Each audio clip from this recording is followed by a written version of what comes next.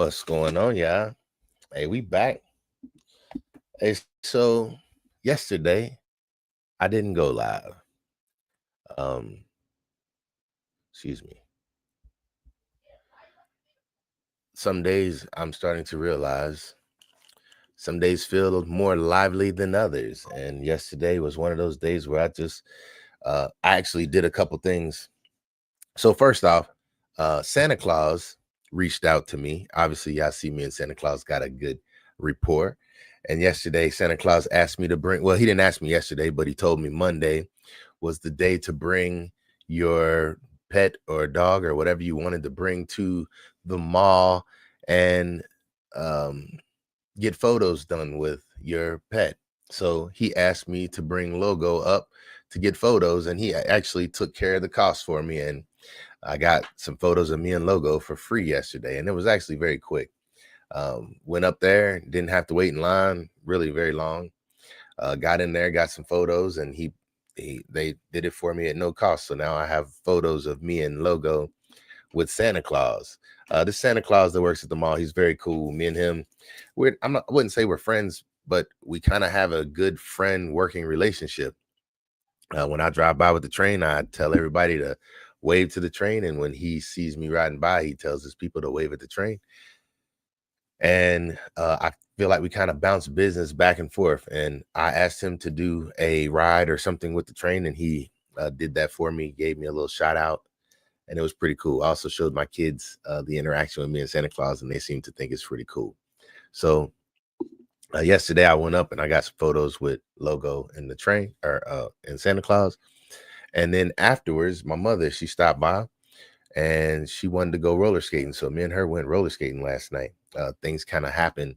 Like, I guess um, a lot of times I just go with the flow of the day, kind of like today. I didn't have much planned for today, but I got a lot done for the day. So I kind of go with the flow of the day. Now I have things that I like to get done on certain days, but I normally like I said, I go with the flow today. Speaking of things that I like to get done. So Mondays are the day that I do my dollar cost averaging in the stock market. That's when I put my shares, I buy my shares of stock every day. And this morning I woke up and I did not get to doing my shares yesterday. I mean, basically, going roller skating kind of threw off a lot of things, but I did not get to do my investing in the stock market yesterday. So I got up this morning and I did it this morning.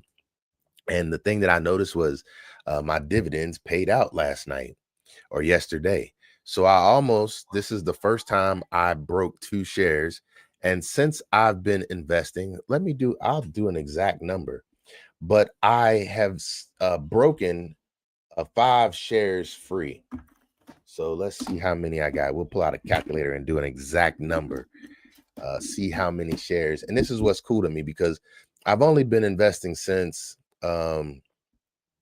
December, or excuse me, since June or July. I believe it was July.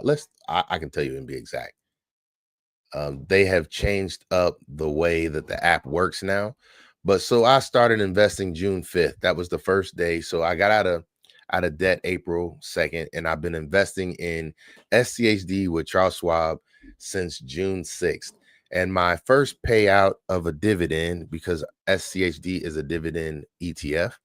And so my first payout of this dividend, let's go 0.767 was my first dividend payout, and it was at $25 a share.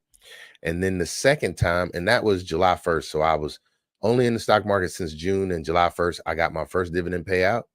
And then I got another dividend payout on the 30th of September, and that one was for 1.935 of a share. Oh, wait, I didn't do that right. Hold on, let's go back.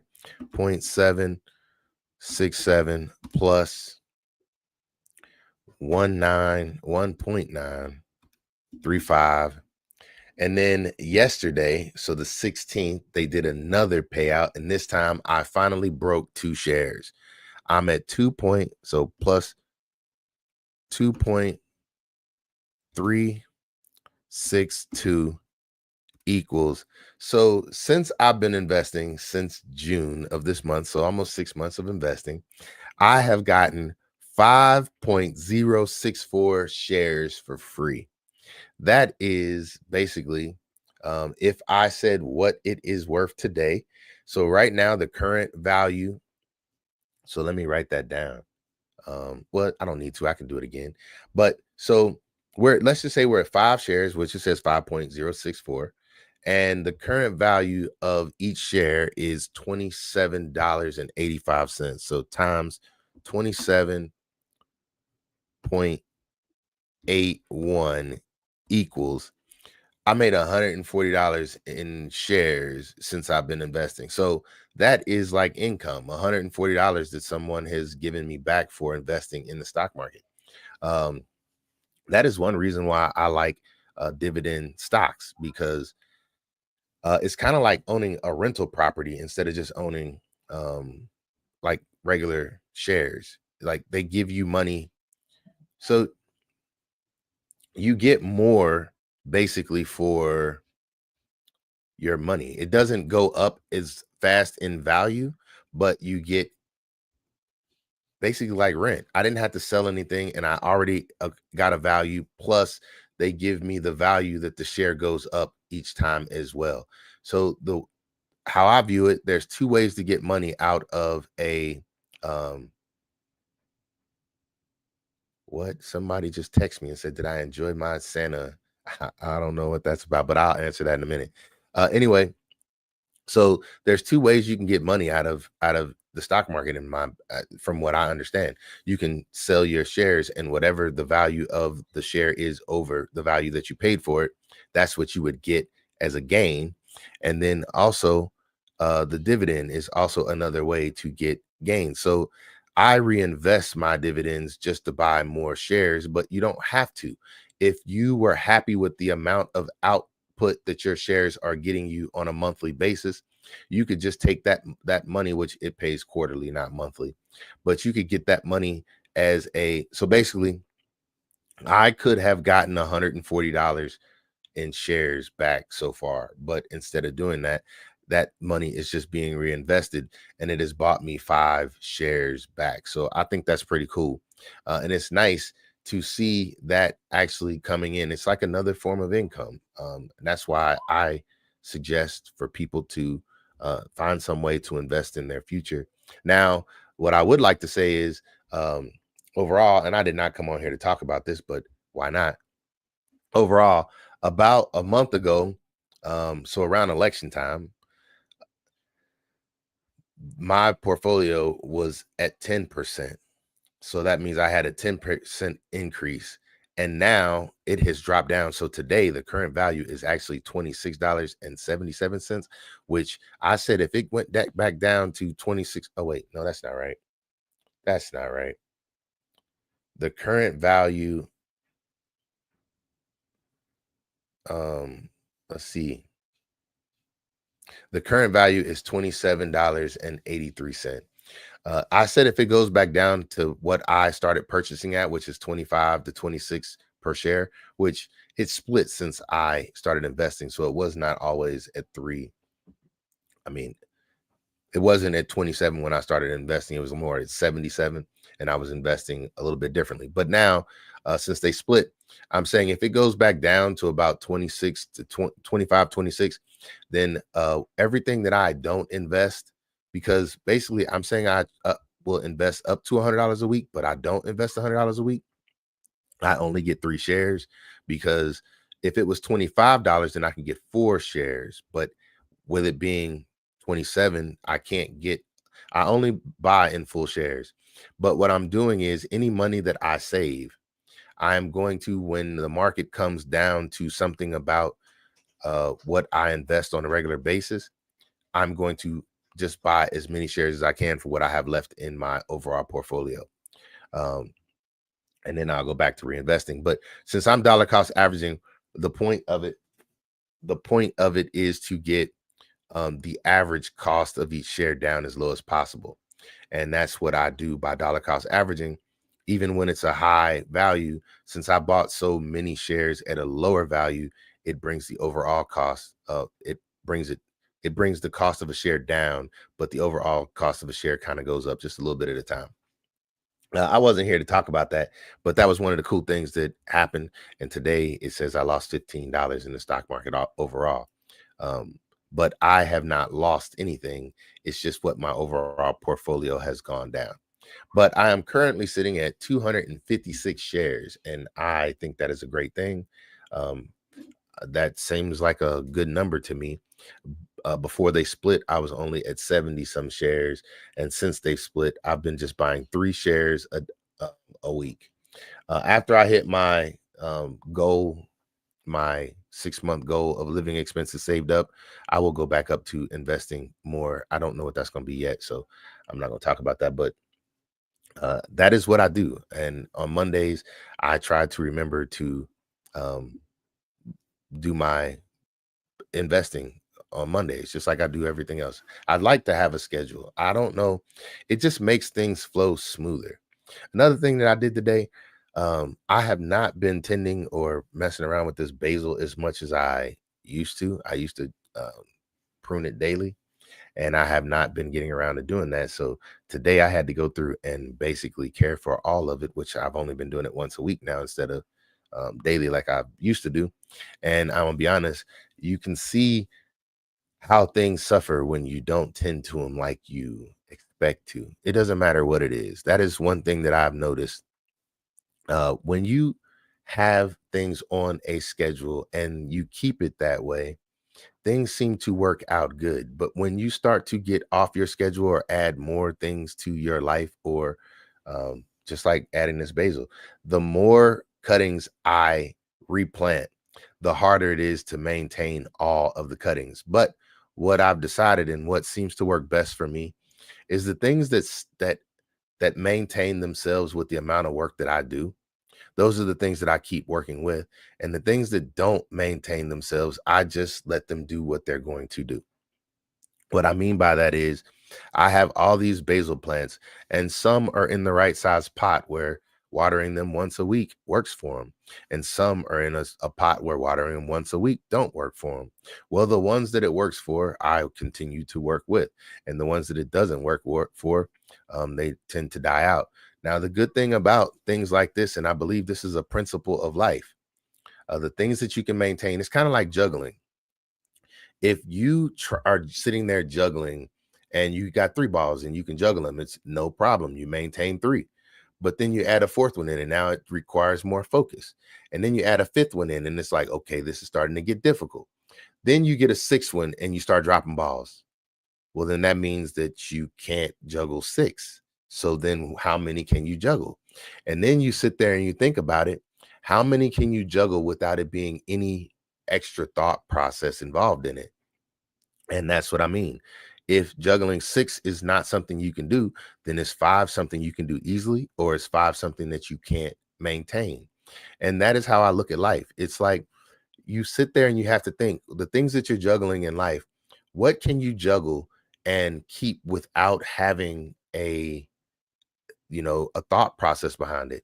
And how I think of that, let's just talk about, I was doing lives, which I'm still doing my lives on YouTube, but I find lives on YouTube is beneficial. But then I was doing lives on TikTok, and I'm saying I didn't see the benefit in lives on TikTok, even though my audience was growing. I'm saying on TikTok, I saw my audience growing. But what I didn't like was the fact that on TikTok, you have to show up every single day.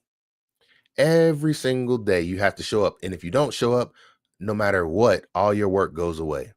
And that's what I don't like. That's one reason why I enjoy YouTube, because you can do something on YouTube and it can be cataloged. Someone is always finding an old video on YouTube and giving me some kind of comment to it, even 4 or 5 years later. But if I go 2 days without interacting with TikTok, all work stops. I'm not that type of person to where because you stop doing something, it stops, then that's just not good. That's why I like investing. Because what I'm saying is, if you invest today and you stop investing and you never invest again, your investment still will grow. Those are the type of things that you invest your time in, the things that you invest in, and then they continue to grow. The things that you have to maintain every single day, they will stress you because let's just talk about this. So you have income you have to work for, and then you have what people call what is it called? Is it residual? I can't think of the word right off the top of my head, but basically it means income that once you do something for it, you don't have to do anything for it anymore. And what I'm saying is, if you have to make money all the time, like everything that you do, basically what I'm saying is, if you can only make money when you're the one working for it, then you're going to have to work hard for it for the rest of your life. Like there has to be some investment in your life. There has to be something that you're working towards so that you don't have to work. Hey, how you doing today? Hey, thanks for joining. There has to be something in your life that you do for yourself to ensure that later on in your life you don't have to continue to do that forever. And that's why I was saying that the whole thing about work hard, play hard. If you work hard to play hard, then you will keep that same scenario in your life on a loop for the rest of your life. There has to be something that you do. Some people are investing towards retirement. Some people just invest in the stock market. Uh, some people open businesses and let others work for them. That brings me back to Amazon. I don't know why, but I keep seeing now. So I started seeing signs of what was going on with Amazon on TikTok first. And then the other day, I think it was yesterday morning, I wake up and it's on the news about Amazon employees starting to strike. And I guess what I'm saying is uh, people who start businesses or um, basically, even if you start your own business, if you're the only employee of your business, then what I'm saying is you will end up working nonstop to be that only employee. Let's just talk about barbering for me. If I go and I'm the only person cutting hair, then it only matters when I'm cutting hair. That is why I talk about other businesses like trying to get into dog training. I try to look for businesses that I can get other people to work in with me. That means I can take time off. I can do vacations and things of that nature. So I want to talk about something else too. When I'm on here talking, and this is something that is very frustrating to me about YouTube, when I'm on here talking, I don't consider myself ever to be talking about anyone. But people who are close to me, they hear me and they think that I am talking to them or about them. And sometimes it makes them want to have conversation with me about the subject. I don't mind having conversation about the subject. I just hope that people don't think that when I get on here and I am talking about them. I have conversation with a lot of people. I have conversation with people who sit in my chair. I have conversation with just people who I just meet randomly. I get ideas from some of my conversation. Notice a lot of change with Amazon. They deliver a lot faster. Well, that could change because Amazon, they're going on, a lot of the Amazon employees seem to be going on strike. If you look it up on TikTok, you'll see a lot of them going on strike because they're trying to get improvements in their work area, which I understand that. I understand the reason for wanting improvement. But the thing that they are saying, and I hear in a lot of their videos, is what their value is. And what I believe is your value is something you don't have to talk about. You don't have to negotiate your value. If you truly believe your value is something, then all you have to do is move in your value. If you don't feel like a company is treating you properly, then take the value in which you feel like you have and move to another company. See, and I could be very much incorrect in speaking like this, but you don't have to strong arm a company into noticing your value. See, when a company can't get people to work for it, then they have to renegotiate how much their business is worth. If you don't want to go out of business, then you have to either find a way to pay better, or like if you add bonuses and benefits, basically, if a job wants to be competitive in the market, they have to bring value to what they offer. I'm saying if you can't get somebody to work for you for $10 an hour, then the next thing you have to do is try 12.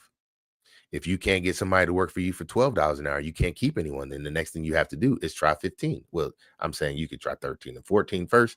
But what I'm saying is, in order to be competitive, but the problem with a lot of this stuff is Amazon pays pretty good, at least in my area. I got an employee, I got a client that works for Amazon, and he tells me how he gets paid, and he seems to be happy with what he gets paid. Now, whether they overwork their employees or not, I'm not here to discuss that one. But what I'm saying is, if you're a driver at Amazon and you don't like how much you get paid, then why not go and drive for FedEx? Why not go and drive for UPS? You have the qualifications for it. Why not? But I understand what they're saying. Well, we want it from Amazon. Well, the sad thing is when you go on TikTok, you see just as many people on TikTok complaining that work at Amazon complaining about how much they get paid. And then you turn around and you see people shooting videos of themselves doing nothing and bragging about how they're doing nothing and still getting paid. It's kind of like, yeah, like you're shooting yourself in the foot a little bit. I don't know.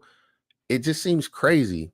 And forgive me, I'm not trying to speak about something that I don't understand.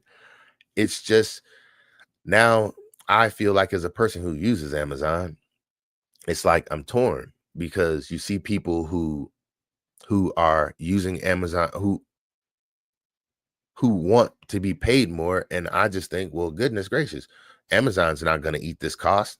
And the one thing that I see, and this is what I'm saying, I see about to happen is Amazon is going to do everything they can to remove people from the equation.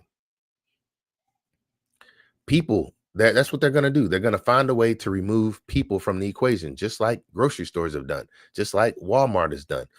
They don't need people to ring up groceries anymore.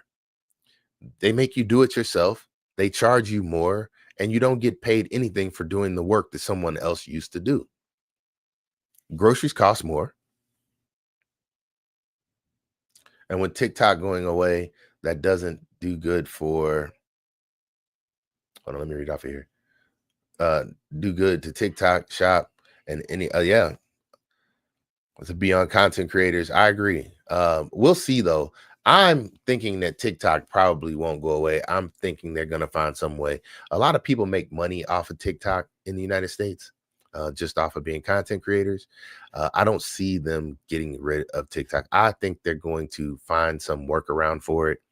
I do believe, to me, this is just a way for the United States to strong arm TikTok into selling. And what's going to happen is they're going to ban TikTok until TikTok sells to somebody else, and then they'll reopen it again. So it's going to basically, to me, this is no different than a government shutdown.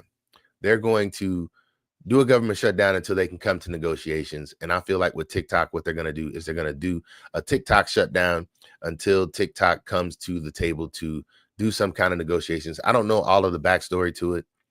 I just feel like this is a way for the government to kind of strong arm TikTok into meeting their demands. And I feel like they're going to end up meeting their demands because if they start losing money, just like in the stock market, if you're losing money in the stock market and you feel like it's not going to recover, before you lose it all, you will sell.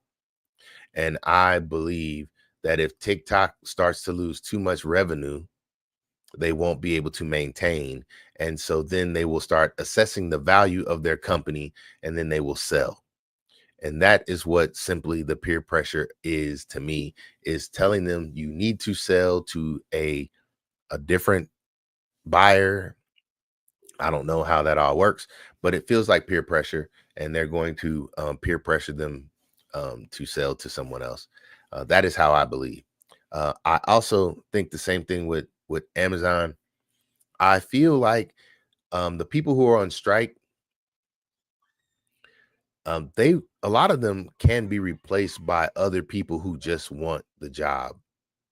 If you're making $20 to $21 an hour, being a driver or whatever. I don't know exactly what they're saying, but if you're making that kind of money and there's someone out there who is struggling, they will gladly just walk in and take that person's job. And I think Amazon kind of knows that.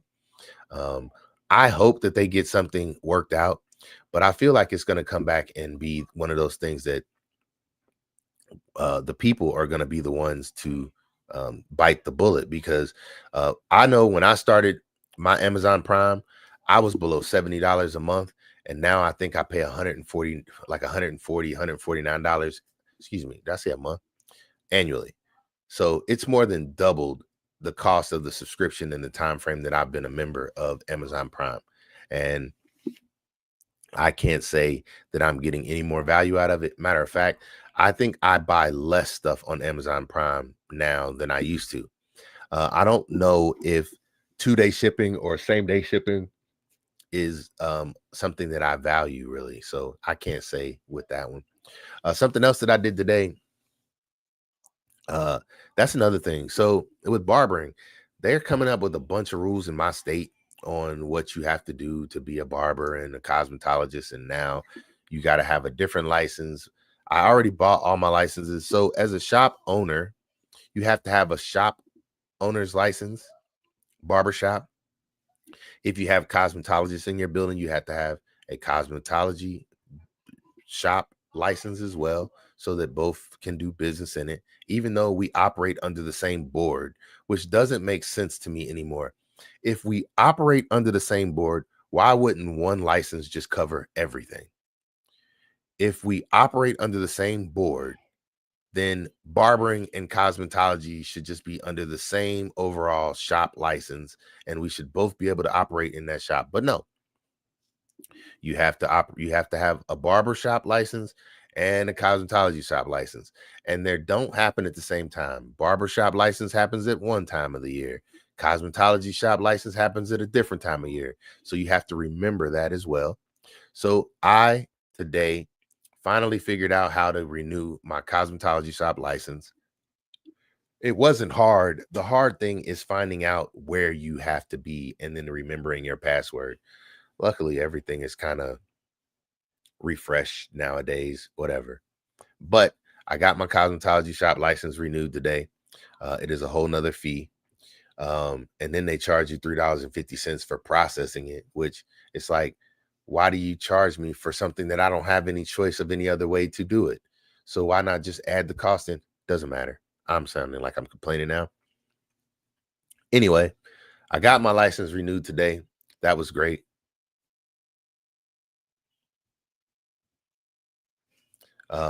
So then the other thing that I did today, um, I had some yard work that I needed to get done today, and I took my Ego mower out and cut down my wildflower bed because I did not cut it all the way down. Some of my flowers were still doing good up until probably about 3 weeks ago.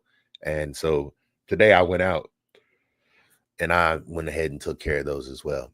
I did say yesterday I did went skating with my mother. It was great to see her on the floor. She seems like she still enjoys it greatly.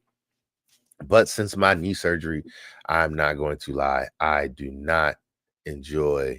Uh, you're right, the things are getting expensive, and it's very sad. I want to buy one drink on DoorDash and McDonald's. Yeah, yeah, $16 for a drink on DoorDash. Wow. I do not DoorDash anything.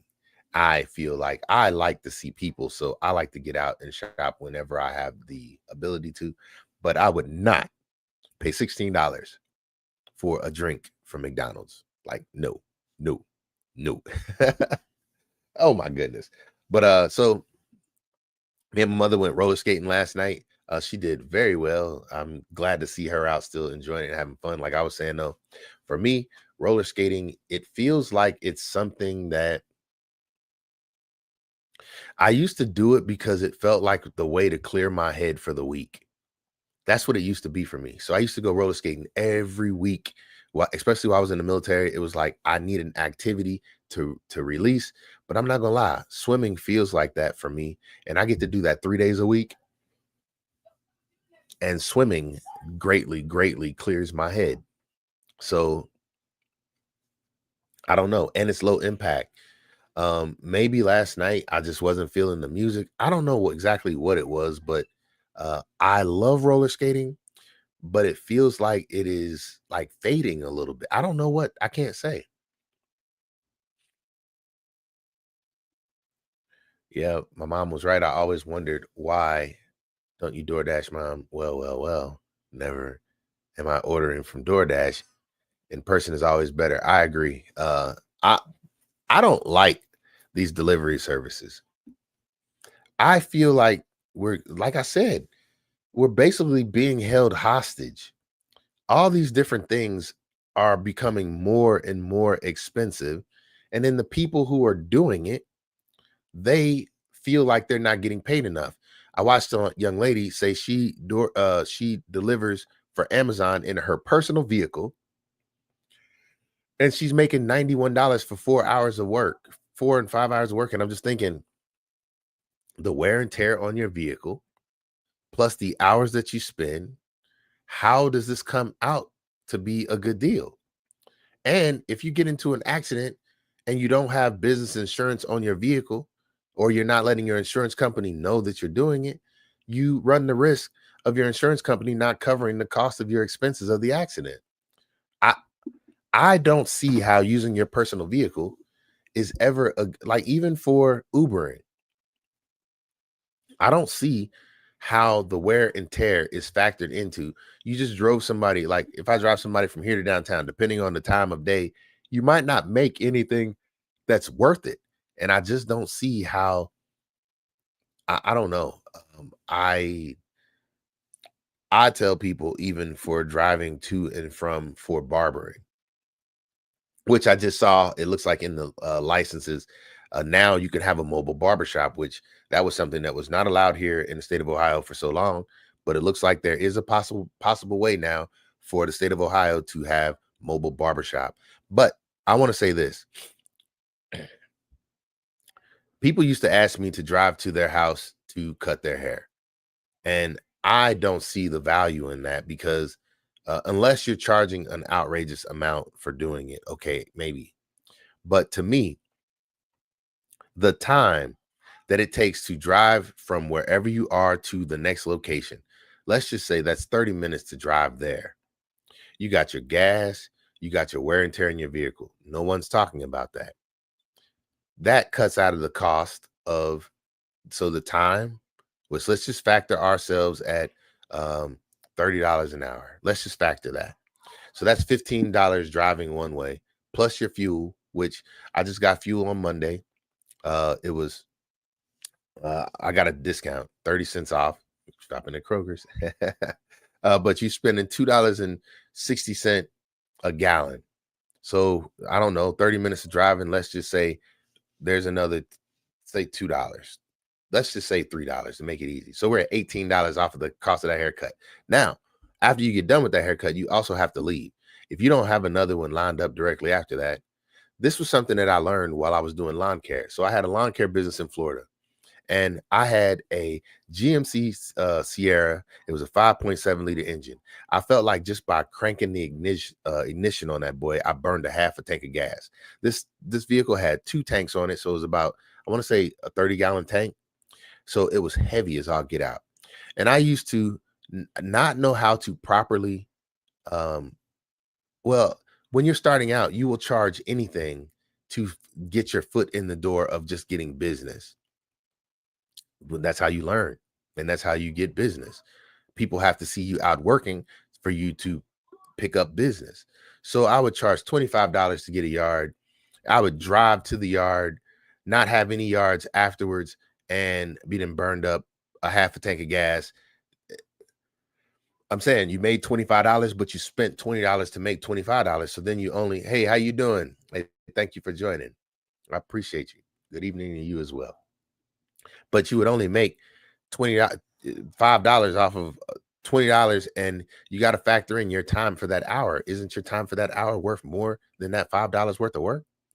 I guess that's what I'm saying is, these are the things that I learned the hard way about business. Is there are things that people don't factor in, and they feel like they're making money because they made something right then and there. And then you don't even figure out how much you got to pay towards taxes and just business expenses. And these are all things that I have learned over time. I'm still learning, but that is one reason why I tell people don't go. And yeah, you're right. You, yeah, the things is right. I don't feel like these people are getting paid enough. For Instacart deliverers had a heart disease, and Instacart still forced her to go. Hey, you see, that's what I'm saying. I don't believe that they get paid enough. But at the same time, what do you value getting delivered to your door at a high expense? Like, let's just say that people were getting paid a reasonable rate. Well, wouldn't that only make it so you wouldn't want like so people got tired of having baggers at the end of a register because they felt like they were paying too much for baggers, and then baggers get tips. So they remove that. And now you don't even have baggers. You have a person. Think about what I'm saying. When you shop on Instacart, you remove the need for like, let's just say we're talking about groceries. You remove the need for a person to ring up the groceries because you did it on your app. And then you have someone bring it from the grocery store to your house. I just don't see how you add the value. Like, if I'm already saying that my food is too expensive, but then you have someone deliver it to you and you think it's going to make it cheaper, I just don't get it. I get that there's a service in that, but people are using it all the time instead of sometimes. And the people who are driving for the company, they're going to ask for more money eventually. There's no deal in it. I don't see how there's stability in these systems. No different than how the people who run the apps now, think about what I'm saying. You used to have a cable network. The cable network was in control of the overall prices of what the services were. And then people like Disney, ESPN, all these different networks, they started jumping off of cable because now they can negotiate their own app prices. And so now, instead of having one cable bill, now you have 15 app bills. And when you look at it, even though you can't control each app, but over time, Disney's like, hey, the people that work for Disney want to get paid more. So in order for them to get paid more, we got to raise the cost of the app. So now the cost of the apps are just going up. I'm saying Amazon Prime used to be less than $70. Now it's like $140. I don't know what Disney is, but when they first lock you in, they say, oh, you can get Disney for free. And then you get addicted to the services because your favorite TV show is on there. I used to love some of HBO's movies, but then you had to go and start buying HBO separately. And it's like, now I don't watch HBO because you only have one show on HBO that I'm interested in, and you expect me to pay whatever the price is to watch it. I could pay it for 1 month and then binge watch my favorite show, and then I don't need it ever again. Heck, Disney and Hulu partnering together and more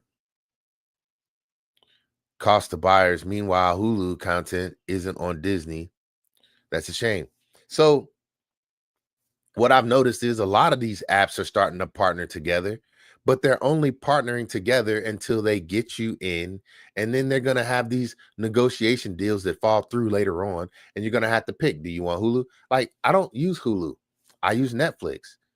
And now I'm going to be honest. I don't like any of these networks anymore. I just simply watch YouTube. That's all I watch is YouTube. I don't feel like I have a reason for any other network.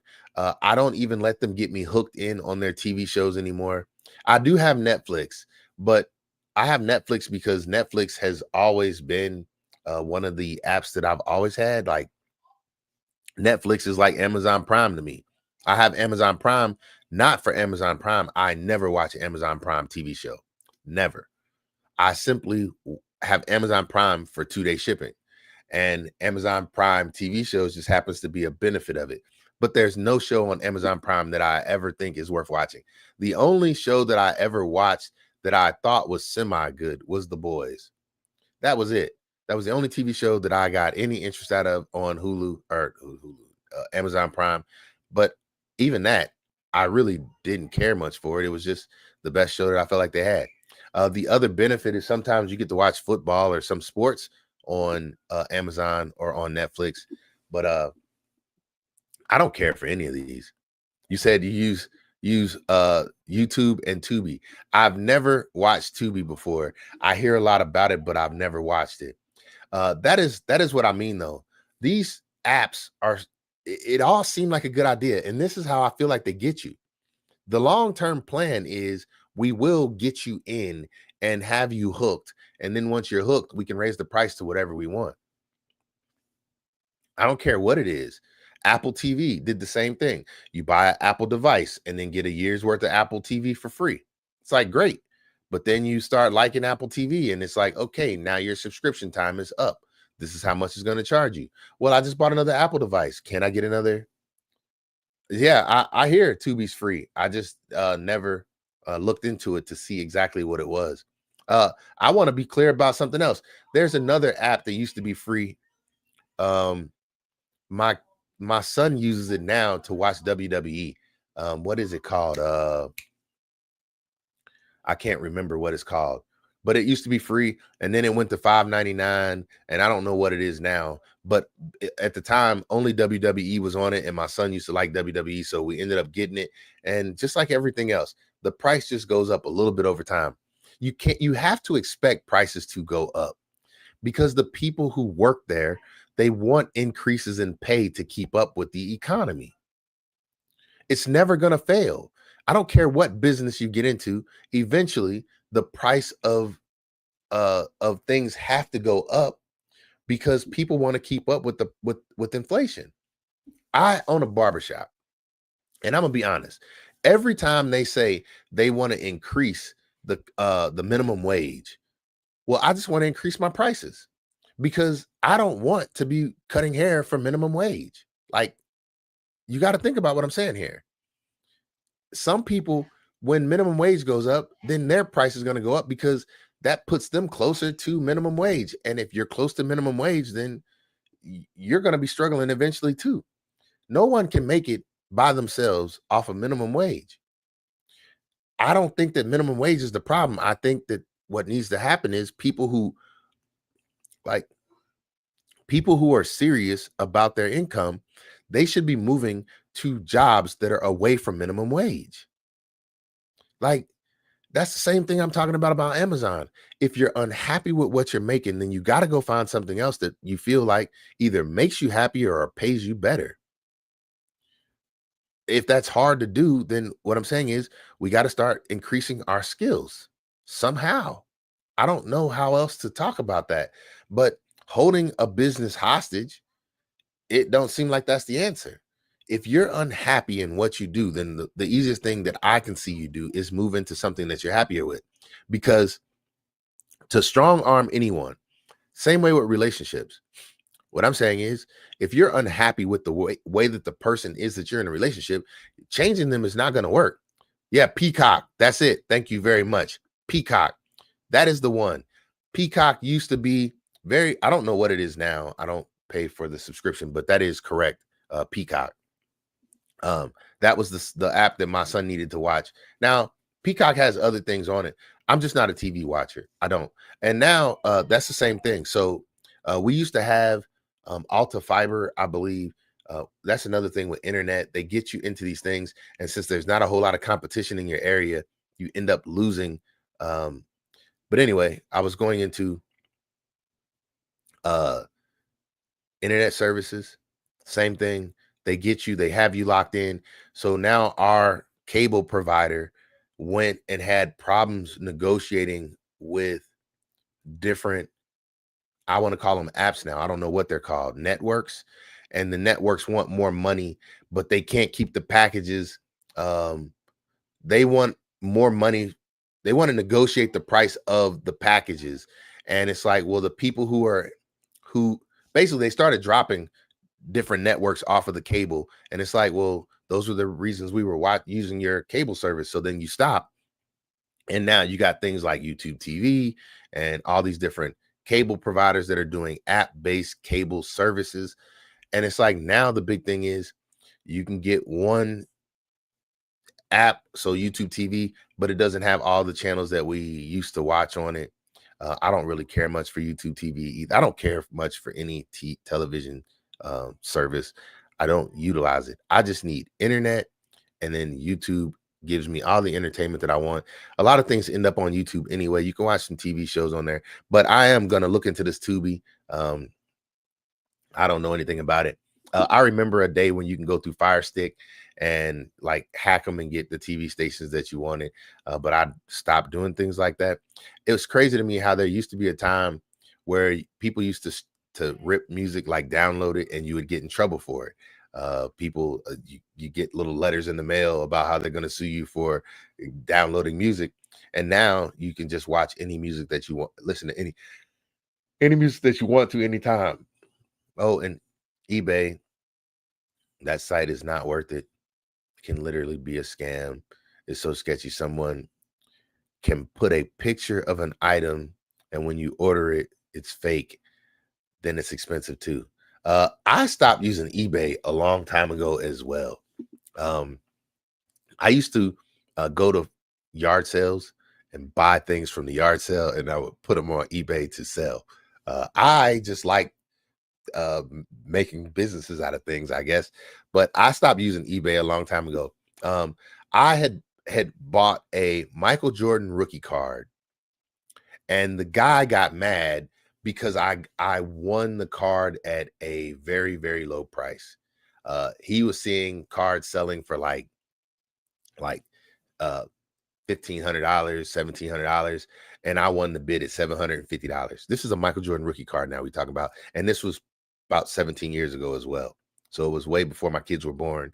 But I had got this Michael Jordan rookie card at a deal, and it was so long ago, I actually wrote a check.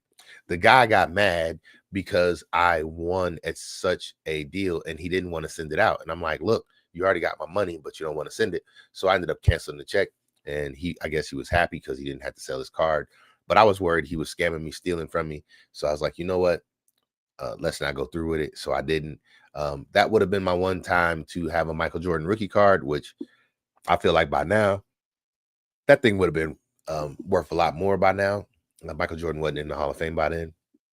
But I do have a LeBron James rookie card, and it's mint 10 condition. So I am happy because now with him being the all-time leading scorer, I feel like when he retired, boom, that card should be going through the roof.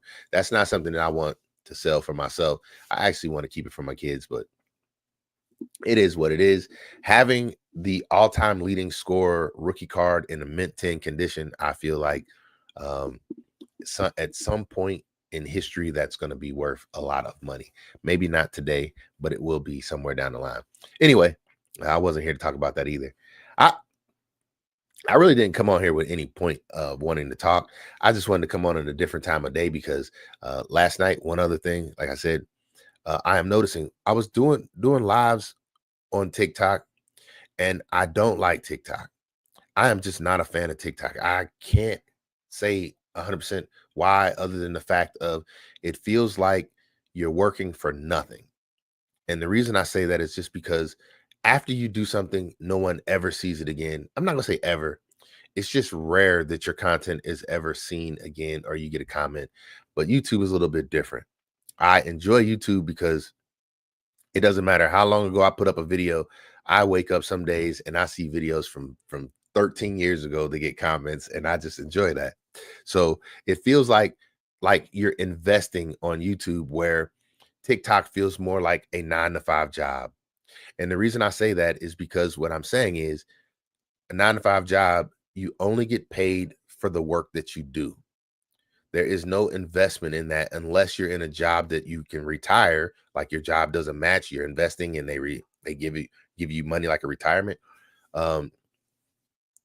But YouTube feels more like you invest in it, you put up content, and then 10 years later, you could still be getting something off of the content that you made 10 years ago. That is the difference between YouTube and TikTok. And that's why I didn't find value in TikTok.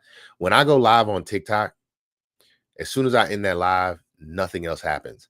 The reason I like going live on YouTube, nobody pays attention to me on YouTube. This is the most people I normally get. This is probably because of the time that I'm going live. And that's one of the reasons why I want to try to go live at a different time. I'm getting more people watching right now than I normally do. But what I like about YouTube is people watch later, and they even let me know that they watched later. What is that? No, I haven't. The toxic gossip train. Ever heard of that? No, I haven't.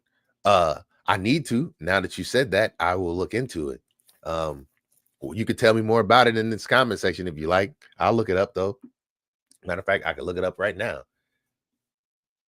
You said the toxic.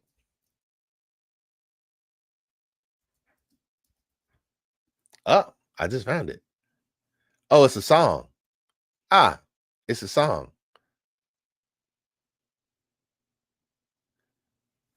Colleen Vlogs. No, I never heard of that before. Is it her YouTube channel or is it just a song? Oh, it was a song wrote by a YouTuber a while back about them getting canceled. Ooh, wow. That sucks. I hate that. Yeah, I would not want to get canceled. But yeah, so I think, like I said, I like YouTube because YouTube feels like an investment.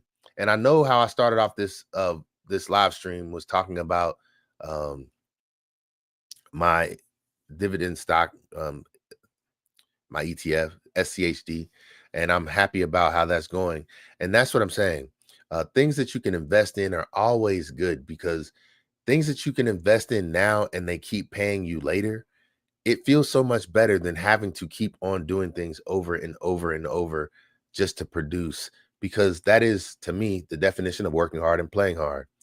You work hard, and then you have to get up again tomorrow just to work hard again, and get up again tomorrow just to work hard again. I hope there's a chance that my childhood like for train and Chuck E. Cheese will be here later for my children to enjoy. I fear it's going away. Chuck E. Cheese. Uh, I I thought that the Chuck E. Cheese that was near me had went away, but it did not. It is still here. I don't have any reason to go to Chuck E. Cheese anymore because my kids aren't interested in it anymore. But I too grew up loving Chuck E. Cheese. I did. I am a big kid at heart. Yeah, like that is my thing. I don't ever want to now. I am a very serious person. I talk much about taking care of responsibilities before having fun, but I look forward to having fun every chance I get. I try to make the things that I do in life to survive fun. I enjoy doing yard work. Now, people like, oh, who likes cutting grass? That's not it to me.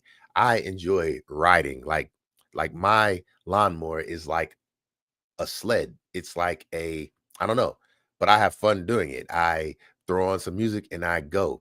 I like doing the wood, the like working in my woods. I like driving the train. I love cutting hair. It to me, I feel like I do things that I enjoy and I try to turn those things into a way to benefit as much as possible. I look at YouTube as show and tell. That's what it is to me. It is simply show and tell, like uh Chuck E. Cheese and animatronics are being removed and replaced with dance floors where little dance party events happen. Hour and a man are wearing a Chuck E. Cheese suit comes out. Okay, I get what you're saying. I did not know that either. Um, I I like stuff like that. These little bounce houses. When my kids were young, that was the most fun for me because they were young, they liked playing with toys, and I bought them all the toys that I ever wanted to play with when I was a kid. I am seriously, I'm not, I don't want to grow up. I'm a Toys R Us kid. There's a million trains or toys at Toys R Us that I could play with, from bikes to trains. Look, I am that type of person. I like having fun. It just feels like as you get older, people around you seem to get more serious. Even my kids, they're getting more serious by the day. Yeah. Hey, I don't know. When you're a kid, everybody wants to grow up. And then once you grow up, you realize how great you had it as a kid. I kid you not. And nowadays, like kids don't even go outside and play like they did when I was coming up. Like we used to have to be forced to come in the house. Like you better be in the house before the street lights come on, and we would break that rule every day. Now you can't get a kid to go outside and play. Kids seem like they want to grow up. Maybe I did too. But then as soon as I grew up, it was like I just wanted all the toys that I couldn't have as a kid. And it was because I like they weren't affordable. But I am the type of person who I look for a way to bring the kid in me out every day. I wish I could do it more. That is simply what the train is to me. It is me. I ain't gonna say living out a childhood fantasy because when I was a kid, I just wanted to get on the train. Like I grew up next to a train track. I just wanted to get on the train and just ride that boy and find out where it would take me. Like that was it to me. Get on the train. But then my mother would always tell me stories about how when she was a kid, because she grew up in the same house. My grandparents built the house that I grew up in. But she would tell me stories about how kids would jump on the train and lose their legs in accidents. And I'm like, well, I don't want that to happen. So I never played around on the train like that, like ever. But I wanted to. And now that's what I'm saying. Me driving the train, it's kind of like it's fun, but it almost feels like it's wrong. I'm an adult. I should not be having fun at work.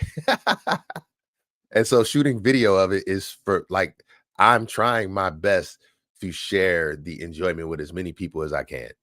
That's what it feels like. And I do. I love driving that train. Uh I want a train in my yard somehow. I don't care if it's a G scale train.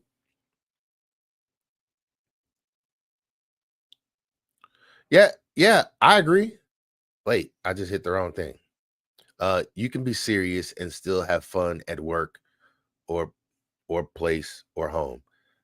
Yeah, no, I am a serious person. I guess what I'm saying is I have fun, but I take safety very seriously. Like when I get on my tractor and I feel like I'm having fun with that. That to me, my tractor, especially when I get on the backhoe, that's like a video game to me. But I could be doing real work. But I feel like yes, you're right. You can be serious and still have fun. Um, I think that is very true. I won't even argue with that. I'm not saying anything wrong with that. Like I said, I take safety very seriously. Like I'm having fun, but I still want to make sure it's not just safety first, it's safety always. Most adults wish Yeah, I agree. Most adults do wish they could have fun at work. I believe you can. I believe it's a perspective that that everybody that people take. Like I don't know. I believe fun is a perspective. Two people could be doing the same thing. One person could be having fun. The other person might be looking at it like I'm doing this for no other reason than to make money. If you like being around people, you could be in a job where you're working with people and being having fun while you're doing that. I believe fun is a perspective, just like happiness is a perspective. The train, I love that train. I will drive it all the time. I will blow the horn. I do. I will play the bell. I will pull the bell and yeah, make it fun for everyone. I agree. And yes, all aboard. I said you would yell all aboard. I agree. Uh I try to make it fun. Now, when I'm shooting the videos, I try to just let people hear the sounds of the train more than I do my sounds. Um, I don't really want to be the person talk like to me, I feel like train is almost like ASMR. ASMR, is that correct? I want people to feel like they're there or they're enjoying it. Every time I shoot a video, my main objective is just to try. Well, I'm not gonna say to show a different angle. I want to show differences, meaning a different angle. If I don't have time to move the angle, then I just want people to see like some days the mall is busy and some days it's not. Now, most of the time when I'm working um, during the day. And so there's not many people there. And the reason why I enjoy that is because it gives me the ability to be creative with placement of the camera and things like that. Not so many people walking through. I don't have to worry about bothering people. I can jump on and off and move the camera around if I want to. But then when the mall is crowded, I like to show the perspective of the crowd. Hold on, my bad. What are your thoughts on the real railroad industry? So I don't know much about it, but I do know. So I had a client that worked for the railroad industry a few years back. He was just the person who told things where to go and what to do. He was like working at the hub, I guess. I think it's amazing. I would like to do it. I think that I would prefer the railroad over being a trucker. Uh, it just seems like being on the track seems better, safer. You ain't got to worry about it. Not saying you don't have to be alert, but I don't know. I like the train. I do. Now I want to get a drive simulator because to me, while I'm sitting here right now, I could just see sitting here doing a drive simulator and it would keep me entertained for hours. And I could sit here and be going live, doing a live stream at the same time, keep me focused. I know a lot about the railroad industry as an engineer. It seems your client was a dispatcher. Yes, that's what he was. Yes, that's what he was, a dispatcher. I was not thinking about that. I didn't know what the name of it was. That's another thing. Uh, I get a lot of comments on my videos because I don't know any of train terminology. I don't. I am not the person who learns the proper words for things. I am the person who just uh, technically just enjoys things. Um, I learn how to operate and I don't learn technical terms. Even when I was in the military, so I retired, did my whole career. I was never the person who learned the technical terms for all the parts of the equipment. I just knew this is what this is right here, and this is what it do. That's it. I don't know what the technical term is for it, but if a person asked me to teach them something, I didn't focus on technical terms because it was one of those things I feel like got people lost and wrapped up. But if I could tell them what something did, kind of like the train videos, when I'm training, I might not know the exact words, but I know how to get it to be something that will hold somebody's interest. What I mean by that is um, I- telling someone what it is and what it does without using the technical term. Sometimes it helps people learn where technical terms it kind of like clutters a thought process for me. I'm just saying for me, not for others. Some people learn when they understand what is the technical term for that. But for me, it's kind of one of those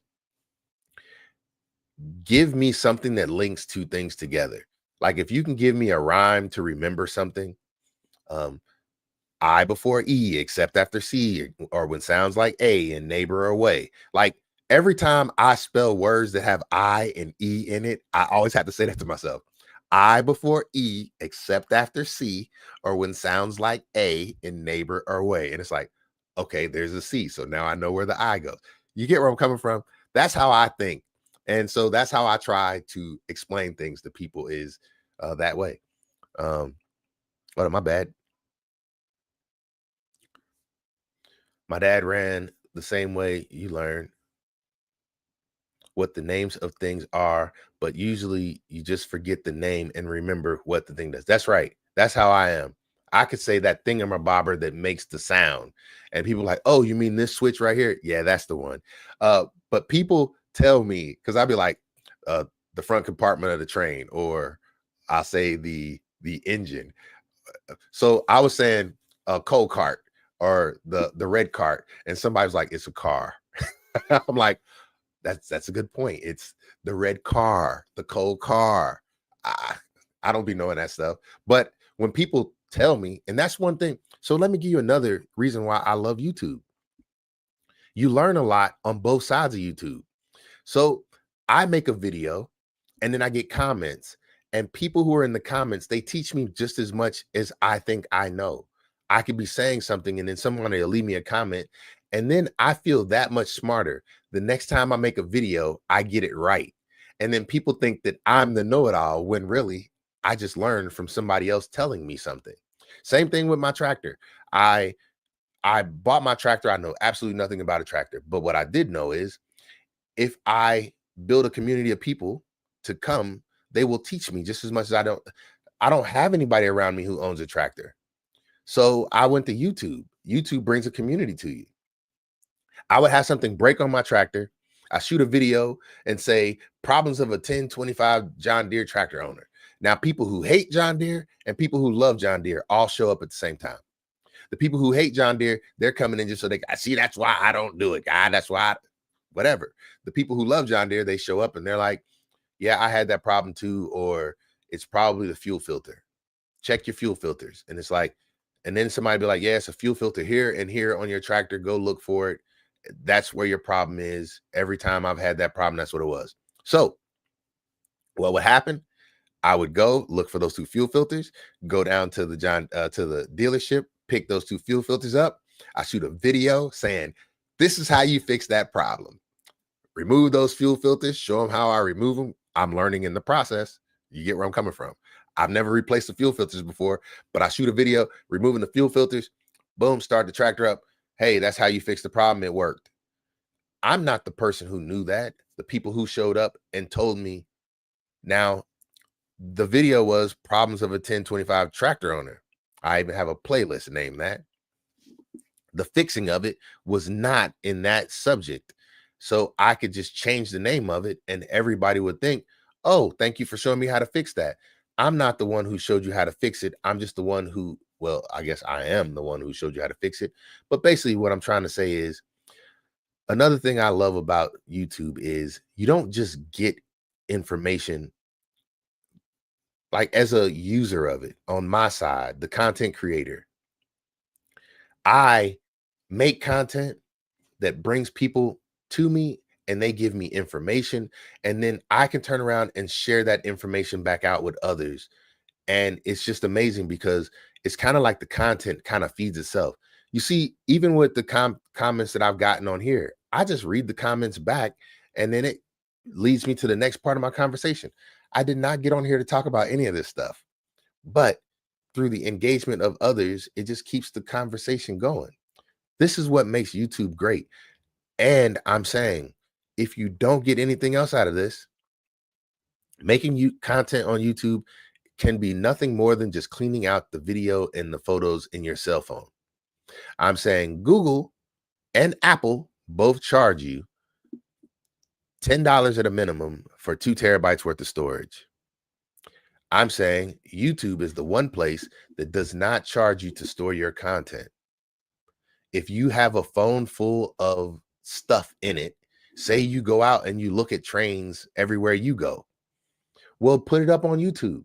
You don't have to share it, but if you do, there could be great benefit in it. But if you don't want to share it, it's just somewhere you store your content. You can save it private. You can save it. I forgot the other way. It's where unlisted. So you got private, unlisted, and then public. If you save it publicly, everybody can see it. If you save it unlisted, only people who you share the link with can see it. And see, that's something I just want to say this again. How I even got started in YouTube was my oldest son, who is 15 now. He was born in Germany. My family could not come, they could not afford to come over to Germany, and we could not afford to keep coming back and forth. Plus, the military wasn't going to let me do it. So I wanted my family to see my son and the things that he was doing. So I would shoot little videos, and Instagram and Facebook, they only had like 1 to 3 minutes worth of video footage. Well, YouTube was the first place that I could put up 15-minute videos. So I started doing it. And it was so my family could see it. But then I was leaving it unlisted, or I was leaving it public, and other people started watching my son. And I'm like shooting videos of him. I had bought a Dyson vacuum cleaner, which if I was to do a product review on that Dyson vacuum cleaner, I still have that vacuum cleaner today. So that vacuum cleaner is about 15 years old and it still works just as good as it did. Basically, It's still just as good as a vacuum cleaner today as it was then. Now I had to do some repairs on it. I did it myself. I ordered the parts. But anyway, I let my son push that vacuum around because he enjoyed playing with it. So he's pushing the vacuum around. I put it up on YouTube and people are looking at it and they're like, "Oh, I could use that vacuum." And it's like, this was not a video about the vacuum, or was it? And that's when my first pretty much product review started to happen, is around that time. It wasn't a product review. It was just my son pushing around a Dyson vacuum cleaner. It was meant for my family to see that he's big enough to move a vacuum. But then people who were wondering if they could use that vacuum started looking at it and saying, "Oh, I could use that vacuum. It's not too heavy for me." Obviously, if a 2-year-old can do it, I can do it. That's how that all happened. And it led me to doing YouTube. It was on accident. And I'm saying, here I am all these years later, I'm still doing the same thing, just whatever the heck I want to. I don't have an agenda on YouTube. It is nothing more than engaging with people. Yeah, see, I post random videos for the sake of it. Yeah, that's what I'm saying. I do the same thing. Heck, that's what this live content is right now. If I ever find purpose for it, I will use it for that purpose. But really, it is just a way to engage. And I'm seeing the more you engage with it, the more it engages with you. I just went over, matter of fact, right now, I could show it now, can't I? Let's see how that works. I'm not going to be on here much longer. I do need to eat. I came on here earlier because I wanted to try a different time of day. And I'm trying to get off of feeling like I have to be up late. I want to improve my sleep schedule. I'm having a hard time doing so, but I want to. So let's see if I can share. Um, I'm going to show you. Here we go. So there we go. I just went over 12,600 subscribers today. I am currently, it doesn't say how many subscribers I am going up at the time. I guess I could show if I went to my analytics though. I'm going up 479 subscribers every 28 days right now. So I am happy with that. That feels like just another investment that I am doing. Um, I enjoy YouTube because, like I said, it feels like an investment that um you can invest in any kind of way you want to. I encourage my clients to do YouTube. I encourage anybody, my followers, people who are in here, this live stream. I'm saying invest in yourself some kind of way. I don't care what it is. Invest in yourself some kind of way. It could be education, investing in yourself. It could be, I don't care what it is. Anything that benefits you and it's going to make you better tomorrow, invest in you. I started off this video with talking about investing in the stock market. I've only been investing in it since June. I've already made 5 shares since June. Um, Invest in something in you that's going to make you better tomorrow. YouTube is a good investment. It might not grow fast I mean, it didn't grow fast for me. It still hasn't. I don't feel I am anywhere near where I thought I would be, but I didn't do anything other than just be me. That's it. I'm not here trying to be some big YouTuber. I'm not here trying to get famous. I'm not here for any of that. I'm here for the engagement. Excuse me. I enjoy waking up and looking at my comments sometimes and being like, wow, somebody said I was helpful to them. I put out a positive energy as often as possible, and I look for positive feedback. You put out positive, every action has an equal and opposite reaction. I put out positive energy, and positive energy comes back to me. Sometimes negative energy comes as well. That's something you have to do. But what I will say is, what you put out is what you will receive. And it's true. If you build it, they will come. They might not come how you want them to. It might not be the subscriber base that you want it to be. What I'm saying is, I don't care about any of that. I just like um, finding a way to not be the same energy that the rest of the world seems to be bringing on a regular basis. That's it. I don't want to be negative. I don't want to be the one who makes everybody feel a certain type of way. I hope that I bring joy. I'm not saying that that's my goal all the time. I want to bring um, the truth, reality, um, enjoyment, who I am, and I like what I get back from it as well. Like I said, I didn't plan on being on here this long, but I do plan on being on here every day. I was going to get on earlier. I did not get on last night because, like I said, I do not. Yeah, I do. I try my best to ignore negative energy. I do. Uh, I didn't get on here last night because, like I said, I'm trying my best not to be that late person. I enjoy the morning. And so when I stay on too late at night, it makes it harder for me want to get up and enjoy the morning. I got a lot of things accomplished this morning. I'm thankful for that. Uh, some things I'm starting to realize they are getting neglected a little bit from trying to do so much in my life. But I like to keep my life full of positive things. And I don't know, they kind of shake themselves out. Just like I said, learning how to juggle, seeing how things balance themselves in your life. Uh, I appreciate, hey, this was the most feedback that I've gotten during a live. So clearly to me, coming on earlier is better than going on late. Only thing is, coming on early is also time that I can get with my kids before they go to sleep. And I like to engage with them when I have time, but I did engage with them for a very long time today before I got on here. So um, that is one of the most, yeah, it is one of the most important things that I have is engaging with my kids. As much as I have time to do so, I plan on doing that. But other than that, I enjoy engaging with the world, period. And YouTube feels like one of those great ways to do it. Hey, I just want to say thank you to everybody who stuck in here and who commented and watched during this time. This makes me feel like the daytime is probably the better time for me to come on, and I will be doing so. Well, I'm not going to be making a promise of any time. I'm just going to do my best. That's what I'm saying. YouTube is not work. It is enjoyment that can pay off in the long run. Engage with it in an enjoyable way. And I hope that that's what this was for everybody who joined in with me today. Hey, I just want to say thank you very much. Much respect, much love. I might get back on here again later if I have some time. I don't know. I'm going to see what the day carries me through. But I just say thank you to everybody who joined in and rocked with me for this amount of time that you did. Hey, much respect, much love. And it's your boy. And we out. Let's see what that said. Hey, I thank you. You're right. This is the daytime. This is the daytime. So I definitely appreciate it. Hey, thank you again. I appreciate everybody who tuned in with me. Hey, we out.